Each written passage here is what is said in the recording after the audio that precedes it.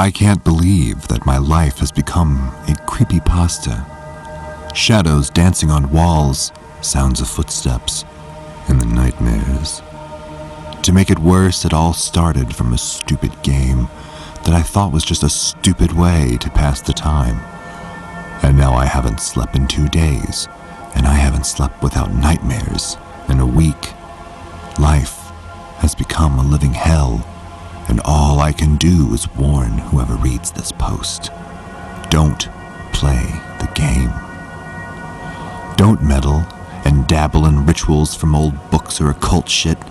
I don't mean ghost stories and Ouija boards. I'm talking about rituals and things that should be in the shadows forever. That's what the meaning of the word occult is. It means hidden, and that's where this game should have stayed. I'm not one of those woo-woo people either. I was an atheist, and maybe I still am, but I now know that while it may not be an all-powerful God, there is something bigger than me, and it has stained my existence to the point where I am paralyzed from terror in this life. And I fear for my afterlife as well. My friend, let's call her Emma, is a data hoarder. She scours the internet for any and everything that can be downloaded, like software, HTML files of old websites, PDFs, and whatever electronic driftwood she could net on her web-crawling adventures. She had diagonal stacks of external hard drives and thumb drives that littered her desk and the surrounding floor as she hoarded gigabytes of information into the abyss of plastic. This horror all started when she joined an invite-only group on Facebook. This wasn't unusual for her, as she was in tons of groups, forums, and even secret groups. But she told me about how strange this one was.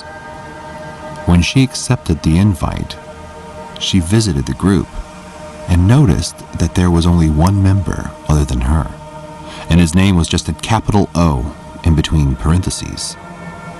And no picture, just a black circle in the middle of a red background. There was no cover art for the group, and it said it was made that very day. She took a screenshot and sent it to me with a message that said "spooky."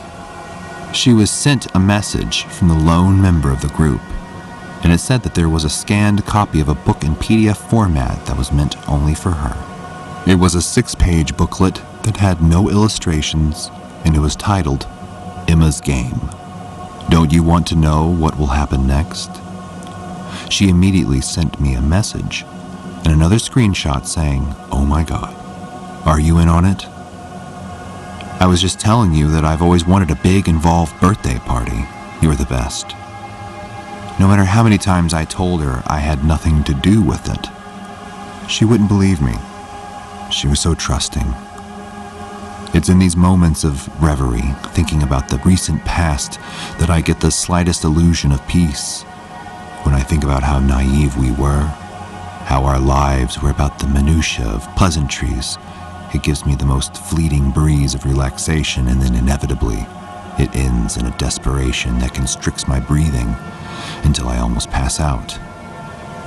In the PDF, there were directions to play a game, either in a cemetery or in your home alone at midnight. I know what you're thinking. Say Bloody Mary or Candyman in the mirror, but this was much, much different. It says that the method in the cemetery is for speaking to the dead, and the one at home is for contacting a spirit, a demon or whatever, named Glacia Lebelos. It directs you to bow down and say, "The dead rise, and for me they come. It is necessary to go to the cemetery, and at the first tomb that meets your eye, you say, 'Infernal powers, you who bring the turbid in the universe, abandon your obscure dwelling and retire to the other side of the river Styx.' Then remain there for a moment of silence. After doing all of that, take a fistful of salt and spread, saying in a low voice, 'Those who are undust awake from their tomb, and leave the ashes and answer the questions that I pose.' Take 59 steps in a circle around the salt and lay yourself on the ground in an elongated position next to the salt, holding the palms of your hands against your thighs and your eyes to the sky, and in this position call out to the dead. When you hear the crunching of salt, you must say, "I have to ask you, and I cannot see." If you hear a voice in your ear, then the whole operation was a success. And now, you can get your question answered. Thinking about the ritual at the house was just a dramatic entry into the birthday party of the century, and with 2 days before her birthday, Emma somehow convinced me to go with her to the local graveyard to try out some amateur ghost hunting. We said all the words, spread salt, walked 59 steps in a circle, and we both got on the cold ground and listened for ghosts. Emma's question was asking about what kind of surprise awaited her on her birthday. I didn't hear anything, but she swore she heard a voice whisper in her ear telling her something that obviously shook her to her core. When we got up and walked to the car, I asked her what she heard. She wasn't in the mood to tell me. But when I dropped her off, she told me before she exited the car. She said with a frown and distress written all over her face. As she lifted her concerned face towards me, the voice said that I have the greatest birthday ever coming my way. I was relieved that I didn't live in a world full of ghosts and omens, but I still tried to tell her again that I didn't know what all this stuff is about and that I didn't have anything planned for her birthday.